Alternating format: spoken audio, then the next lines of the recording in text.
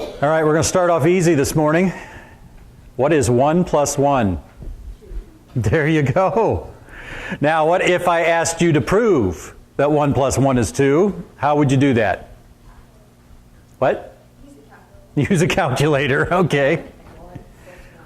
There you go. You take a couple things maybe, and you got 1, and you add another one, you got 2. It sounds simple to us, right? But when mathematician Bertrand Russell set out to prove that 1 plus 1 is in fact 2, it took him 372 pages of equations similar to what I put in the upper right hand of the handout there. The print's small, but that's the kind of stuff he did for 372 pages to prove that yes, 1 plus 1 is in fact 2. You know, sometimes you ask a simple question and the answer is not simple. Well, in Mark 13, the disciples ask a simple question and Jesus gives an answer that has proven to be far from simple. But the one thing we know with all the questions and all the disagreement that continues over what does what Jesus said actually mean, one thing is clear, it's still this theme of the focus on the spiritual over the physical regarding the kingdom and all else. That's where it starts, where it ends. And so even as we look at this passage, we're going to see that's what Jesus is talking about here. And that lets us know, and our thought today to guide us is to the degree we misunderstand the spiritual nature of the kingdom, we miss the kingdom. And again, to the degree we look here and the Jewish leaders totally missed it, refused to see it, and they then totally missed the kingdom itself. Others in the early church, and certainly even today, we can miss it to some degree, and to whatever degree, then we miss the true nature of the kingdom. We miss out on what God intends for us. So we're going to look at this passage here that, again, has raised a lot of questions. I'm going to try to deal with the questions as best I can, and then at the end we're going to see, all right, what is clear? What do we get from this? So Mark 13, starting at verse 1, says, as he came out of the temple, one of his disciples said to him, "Look, teacher, what wonderful stones and what wonderful buildings." Now, just a little history of the temple. The first temple was built by Solomon, and every account, says it was spectacular, magnificent, beautiful beyond measure. That temple was destroyed by the Babylonians around 586. It was rebuilt about 70 years later when Nehemiah and the captives returned. And the people who had seen Solomon's temple, they said, this doesn't compare. It was a temple again, but it couldn't compare to Solomon's. Well, King Herod, he actually went and tried to improve it. He made a lot of improvements, additions to it. And so it did result in a nice looking building. We see here what wonderful stones, what wonderful buildings. That's what they were looking at the time. And Jesus said to him, the disciple who said that, "Do you see these great buildings? There will not be left here one stone upon another that will not be thrown down." Well, verse 3, as he sat on the Mount of Olives opposite the temple, Peter and James and John and Andrew asked him privately, "Tell us, when will these things be, and what will be the sign when all these things are to be accomplished?" Now, you're probably familiar, this account is also in Matthew and Luke. Matthew is probably the most commonly used, and certainly his question. And realize, the different writers of the Gospels, they never contradict each other. They just have different focuses. Well, Matthew, he records this part. He says, "Tell us, when will these things be, and what will be the sign of your coming and of the end of the age?" Now, we always see two events there. When will these things be, the destruction of the temple? And then what will be the sign of your coming in the end of the age? And we view that as Jesus' second coming. Well, you need to realize the disciples were not thinking that way. They couldn't even imagine that, one, they didn't even know Jesus was going to leave still. That still hadn't sunk in, so there was no second coming in their mind at this point. They figured when the temple is destroyed, that is the end of the age. What can happen, for Jews after the temple? And so they were not asking two questions, but Jesus does seem to deal with those two questions because Jesus often would give them information that they wouldn't understand until later. What we need to do is know, all right, where's the breakdown?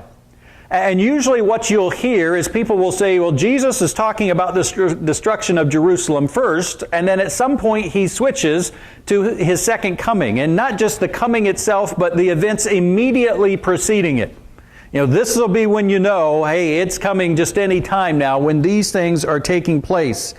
Often that's indicated by the headings in your Bible. They'll let you know, here's what we think, and realize the headings were added by the interpreters. And so they'll talk about destruction of Jerusalem, and they might even come out and say, second coming.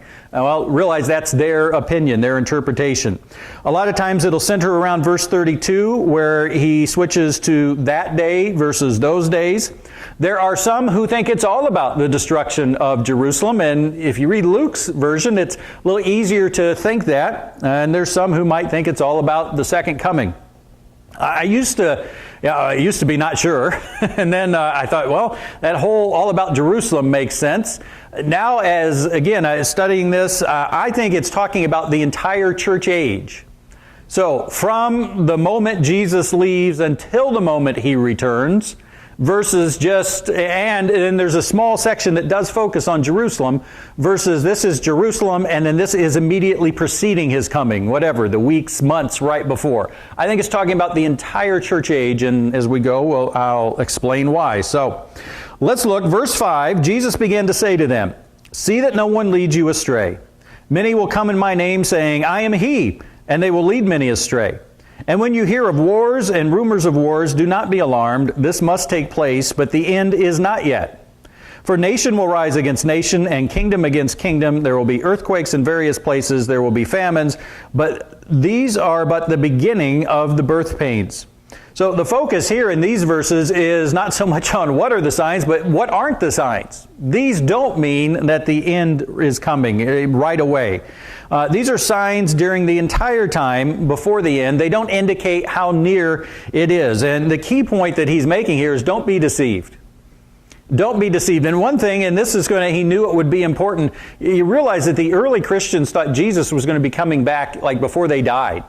And so he's putting it out there. Listen, don't think that, well, because I didn't come back within a week, a month, 10 years beyond, that this whole thing's false. Now, I want you to know about this. So, and one of the things that's going to happen is people were going to say, oh, I am he, I'm Jesus, don't look the same, but, new things. No. And then they might back it up with, look at the wars, look at the famines, saying those are going to go on the whole time. Don't be deceived by these people. Verse 9, "But be on your guard, for they will deliver you over to councils, and you will be beaten in synagogues, and you will stand before governors and kings for my sake to bear witness before them. And the gospel must first be proclaimed to all nations." Now, verse 9 talks about what was going to happen to them and other believers, and we see this already in Acts. That is going to happen, and it happens the entire church age, that Christians will be persecuted. And so he's preparing them for that. Verse 10, you probably heard this, it gives the common idea. A lot of people will say Jesus can't come yet because it says there, the gospel must first be proclaimed to all nations, and someone will say, hey, they just discovered this tribe in South America, or someone, and so Jesus can't come back yet. It hasn't gotten to every single person on earth. Well, that's not the way we use language. we use language we talk about, we talk figuratively all the time. Do we really? No, but I just said all the time, and no one was like, oh, no, we don't all the time. But we do. We work it in, and that's the same thing that's happening here.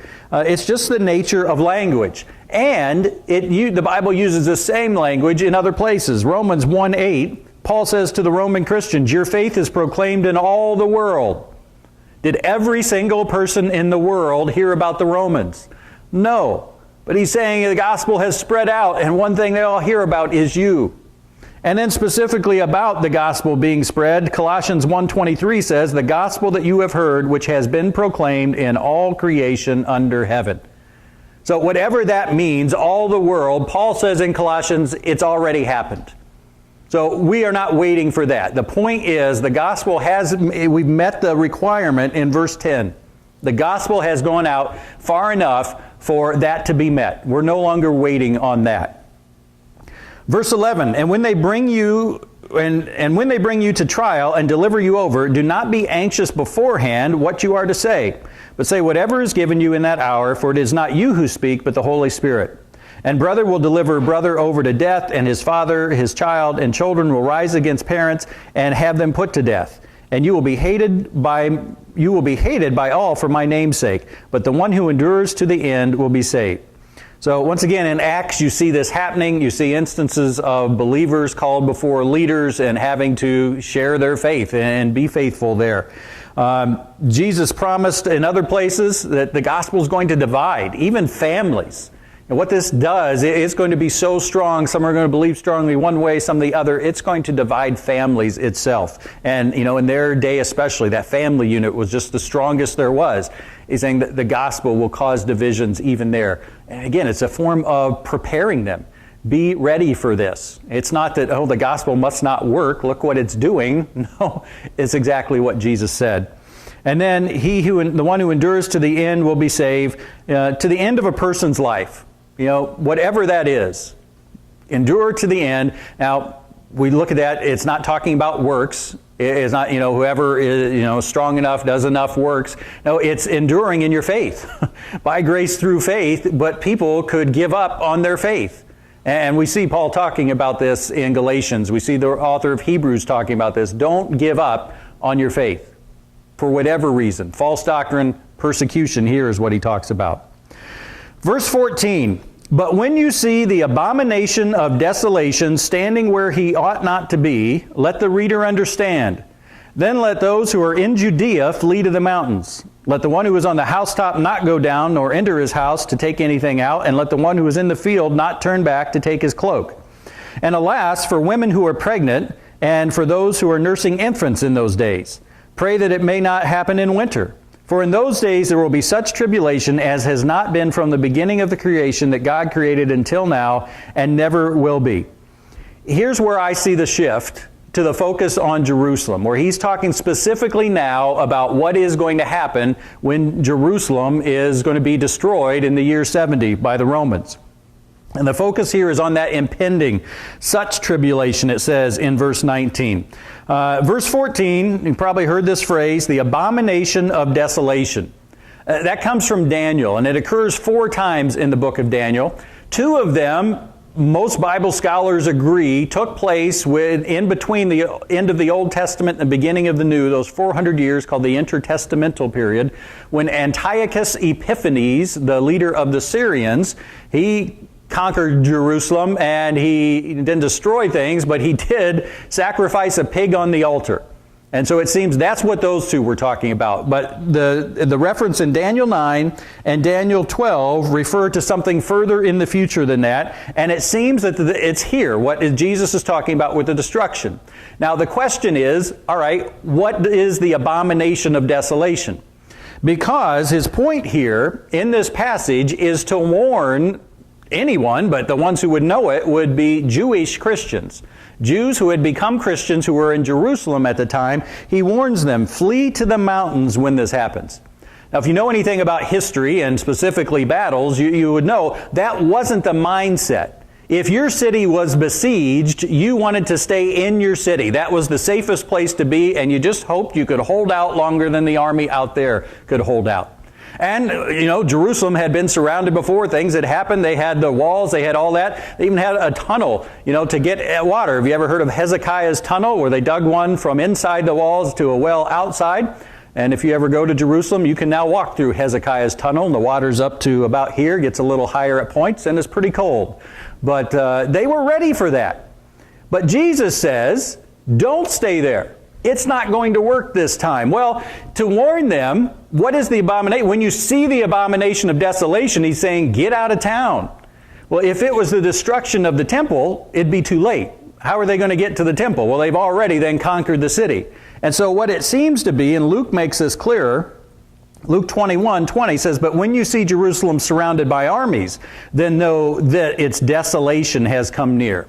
In other words, when you see it, realize they are going to conquer the city, and you know what's going to happen then. Yeah, the temple will be destroyed. It will be desecrated. Don't wait till that happens when you see the armies surrounding there. And history shows that this is exactly what happened. Matter of fact, history shows that it wasn't one continuous siege. And I forget all the details, but I know one Roman general surrounded them, and then he got called back to Rome because he was made the emperor. So, they had time in between that. And the Jewish Christians did follow this. They were saved. They went to a town called Perea that was close by. Now, Jesus, and he tells them, if you're up on the roof, don't go down. If you're in the fields, don't come back. Doesn't seem that was literally. It wasn't a matter of seconds, but he's making the point. Don't delay. Don't think, oh yeah, we've got time. No, when you see it happening, round up, get out. That's what needs to happen. And again, the Jews did that. The Jewish Christians, not the Jews themselves. They were the ones who were there. Verse 19 talks about the famine and everything that's going to happen, such tribulation. There was famine, there was disease, there was savagery. Josephus tells us that mothers were eating their children. It talks about, never been seen from the beginning until now. There's been higher numbers of Jews killed at other times, but never a higher percentage. Even when the city was conquered by the Babylonians. There were many that were still alive and were taken in exile. Not when the Romans were there.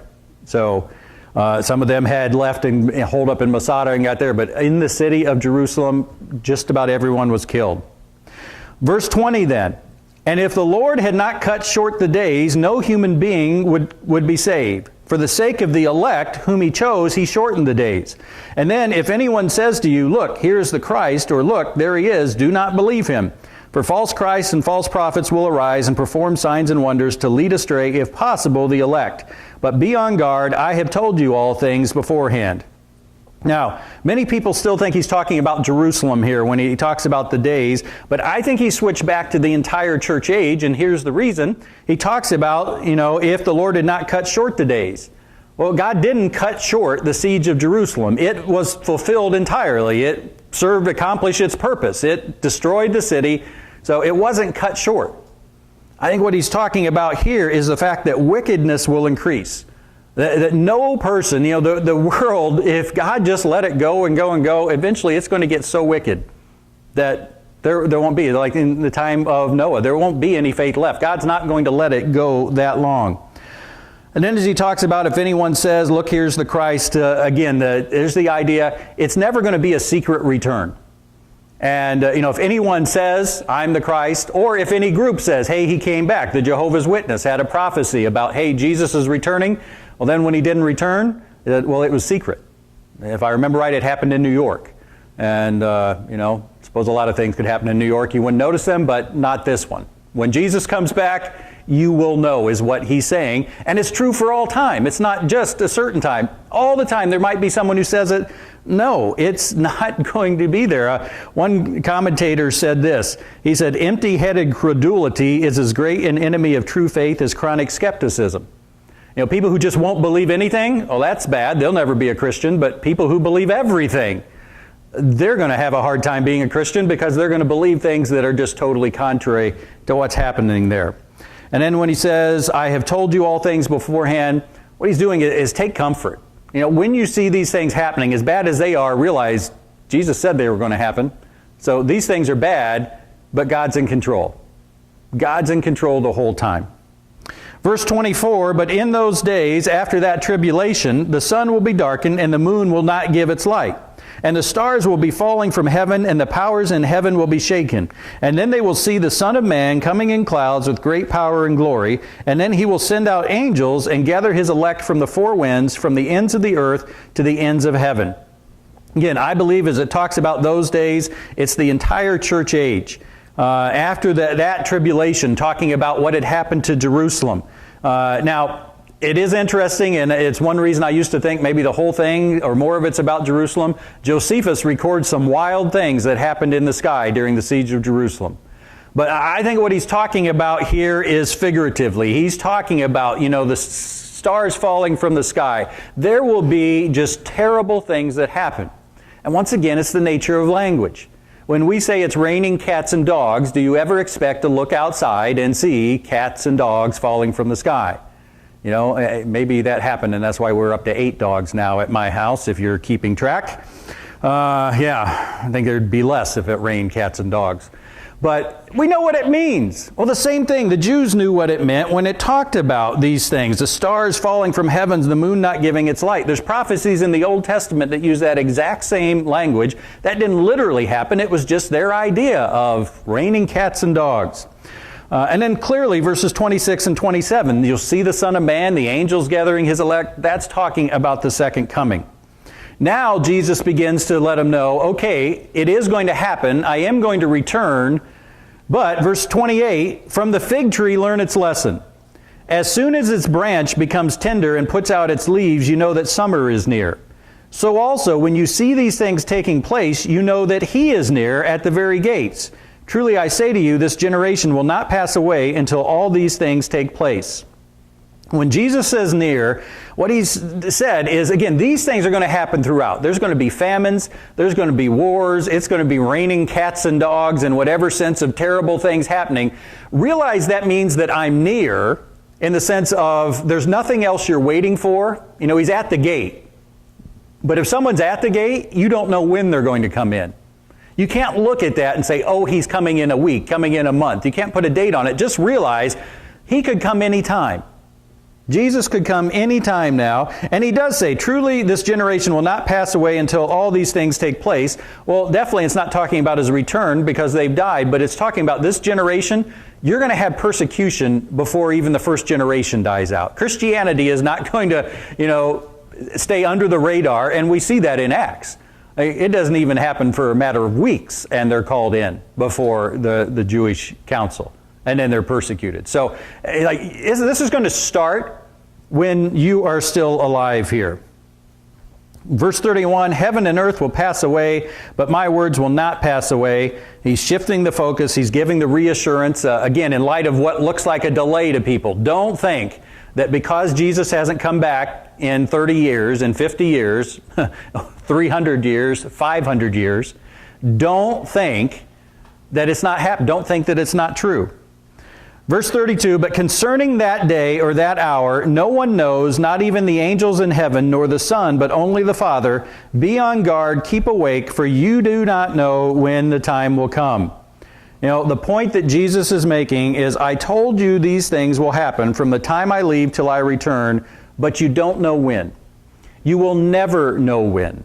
No one will ever know when Jesus is coming back. Do you realize that? No one is ever going to figure out the magic numbers. No one's ever going to put together the verses in the right order. It doesn't matter how many red moons or whatever the last book by John Hagee was about. A relative of mine bought that and asked me what you thought, and I think you should have given me the $10, and I would have told you it's not true. You're not going to be able to figure it out. You can't. Jesus says there, this whole time, and the thing is, this whole time you'll have people saying, this has to be it. And that's the thing I get all the time. Jesus has to be close. Look what's happening. Look what's happening around the world. They've been saying this has to be it since Jesus left. For 2,000 years, this has to be it. There was a cartoon, and somehow it got lost in a move. I wish I could find it. It was a line of people going up to the pearly gates, as the common thought goes. And one guy has a sign that says, the world will end today. And the caption says, I knew one of these days I'd be right. Yeah. You wake up every morning and say, the world's going to end today. You live long enough, you'll be right. You pass it on. Someone's going to be right. No one knows when it is.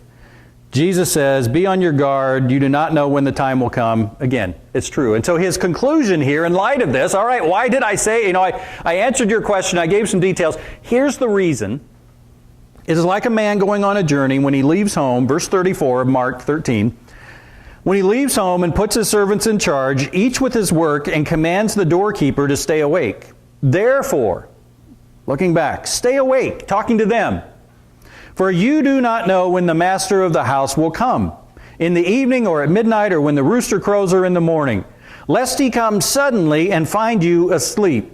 And what I say to you, I say to all, stay awake. In other words, stay focused on what I've told you. Stay focused on the purpose, the reason, on the spiritual things, this emphasis that I've been giving this whole time. Don't get caught up in anything else. All right, so what is clear? We've looked at one of the most, again, debated passages in the Bible, Mark 13 and its parallel passages. What is clear from the text and from history? Obviously history says it's clear that Jesus didn't mean some of you will still be alive when I come back the second time. They're not. So the first thing that's clear is we are living in the end times right now. I had people ask me that. Do you think we're in the end times, Steve? I know we're in the end times. The Bible says we're in the end times. The whole church age is the end times. And that's what Jesus is saying here. He's not talking about you can expect wars and famines right before I get back. Like you can expect them right after I leave. And for the whole time. There will be wars and natural disasters the entire church age. Going along with that, that's to be expected because the kingdom is already, but not yet. The church has made an impact on the world, but not the full impact that it will happen when Jesus does come back. And even, for the famines and things, Romans 8:20 and 21 says, "For creation was subjected to futility, not willingly, but because of him who subjected it, in hope that the creation itself will be set free from its bondage to corruption and obtain the freedom of the glory of the children of God." What's that saying? The world's not supposed to have earthquakes and hurricanes and all those things that are deadly and destroy and kill people. That's a result of sin in the world as well. And the earth is going to be changed, but not until Jesus comes back. We can expect these things the whole time. Christians will be hated and persecuted the entire church age. Matthew 10:22 says, "You will be hated for all by my name's sake." Can you get any clearer than that? 1 Timothy 3:12, "Indeed, all who desire to live a godly life in Christ Jesus will be persecuted." I don't know about you, and definitely for some years in my life, I didn't realize how much persecution was still going on. And maybe that's because, for all the bad of the internet, now you're able to communicate with people like Voices of the Martyrs and things, and we didn't get their magazines or such. You didn't see what's happening with things on TV. That's been going on the entire time. And Jesus says it's always going to go on. And I think one thing we need to realize in the United States today, it's certainly great that we're in a nation that was at least founded to some degree with a biblical mindset, and that has held true for a couple hundred years. But we're seeing that change, and I'm certainly not against us voting for a person who's in favor of godly principles and standing up for things, but don't be so naive as to think this shouldn't happen. In one sense of the word, yeah, it shouldn't, but with the asterisks of sin, it will. It will happen. We need to be more ready for it than less. The church needs to be ready for it, not just a mindset. And again, as we talk about what does the early church look like and what should our church look like, how is the model of church today? How would that handle a persecution against the church? You see, where in China, where the church is persecuted, does great. Or in the house churches. So Jesus says it's going to happen the whole time. People will try to deceive Christians the entire church age. There will be false messiahs, and again, stuff like that still goes on. Not so much a person saying, "I'm him," but a group saying, "He came back," and it was a secret, you didn't see it. But definitely false teachers. 2 Peter 2:1-2. "False prophets also arose among the people, just as there will be false teachers among you, who will secretly bring in destructive heresies, even denying the master who bought them, bringing upon themselves swift destruction. And many will follow their sensuality, and because of them the way of truth will be blasphemed." 1 John 4:1, "Beloved, do not believe every spirit, but test the spirits to see whether they are from God, for many false prophets have gone out into the world." It's happening again. You see the New Testament. I had a professor used to say Paul couldn't leave town in a place where he'd established a church before someone was teaching false teaching. It was happening there. Most of the New Testament epistles, or Paul heard about some false teaching. And so he writes to correct it, or someone else. Be ready for that. Realize that. We're going to look at the role of elders next week in Sunday school, and that one's the one that keeps coming up over and over and over, is guard against that. It's a danger. And you look at the danger, certainly the main one that comes up over and over is an undermining of grace. Is a legalistic mindset that says we're saved by our works. Paul's like, no, Galatians is his most direct and confrontational letter. It's all about that. And so we need to be aware of whatever comes up. And certainly today we need to be aware in our culture of the moral relativism.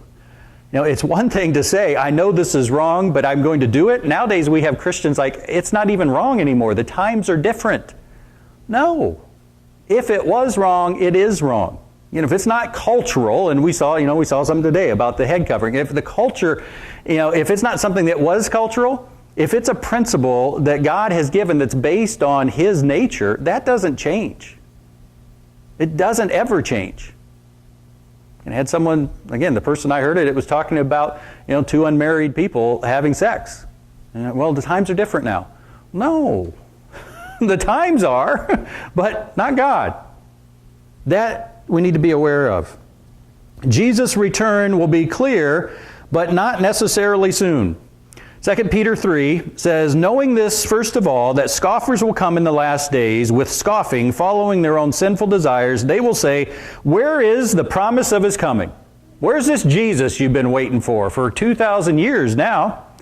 But do not overlook this fact, beloved, that with the Lord 1 day is as 1,000 years, and 1,000 years is 1 day. So Jesus has been gone 2 days, according to that reasoning there. The Lord is not slow to fulfill his promises, as some count slowness, but is patient toward you, not wishing that any should perish, but that all should reach repentance.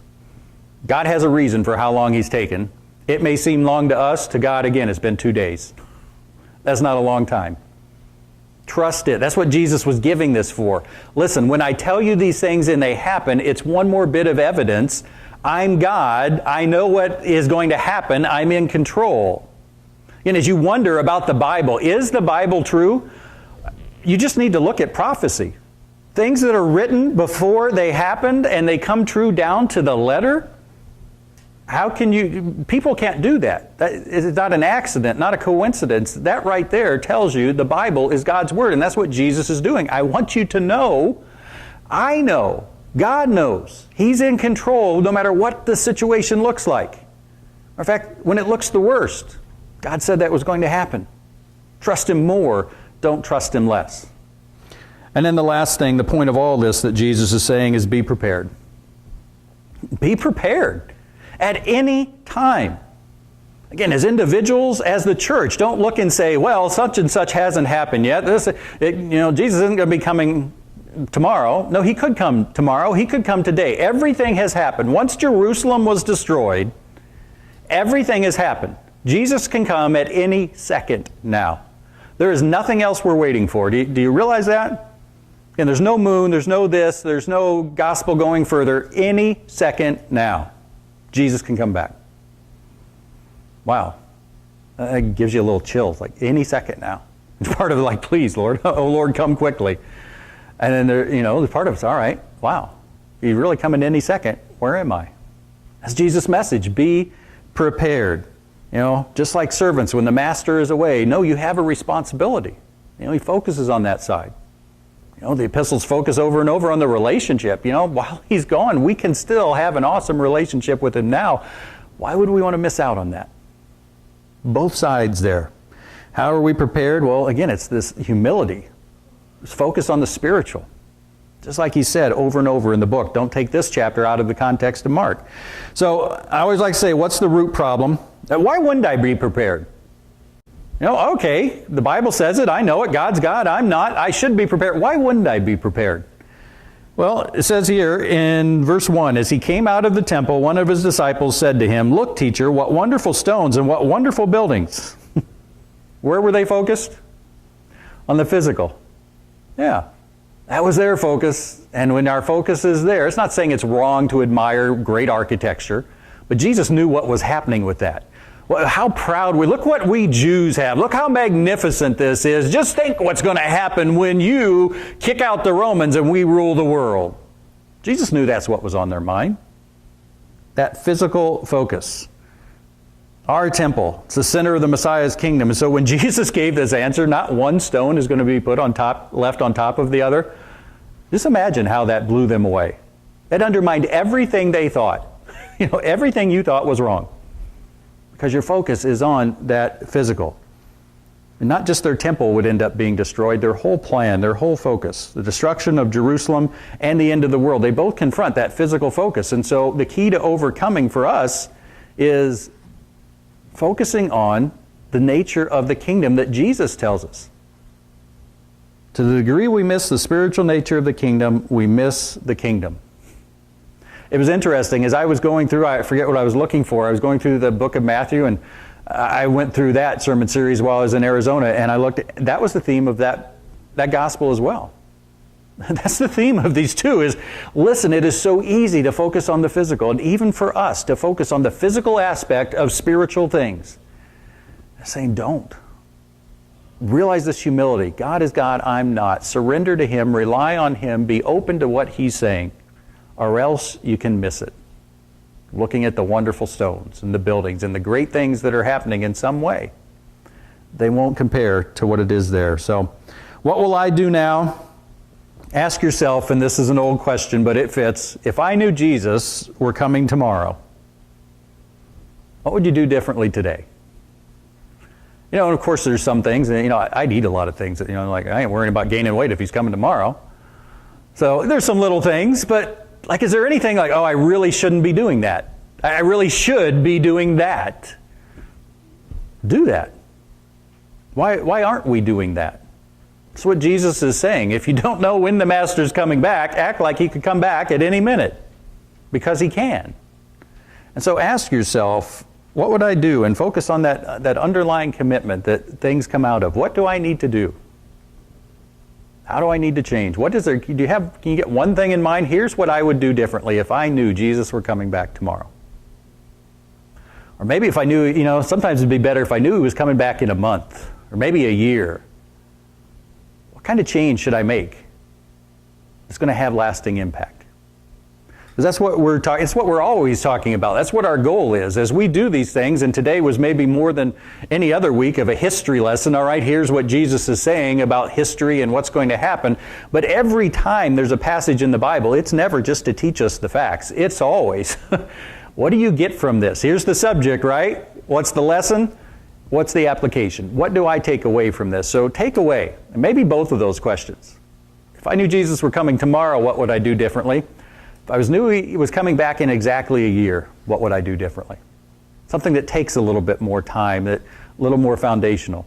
What would I do? Let's stand and have our hymn of invitation. And it's that invitation for everyone. If you've made the commitment, what do I need to do? And if you've never made the commitment, what if He comes back tomorrow? What if He comes back any second now?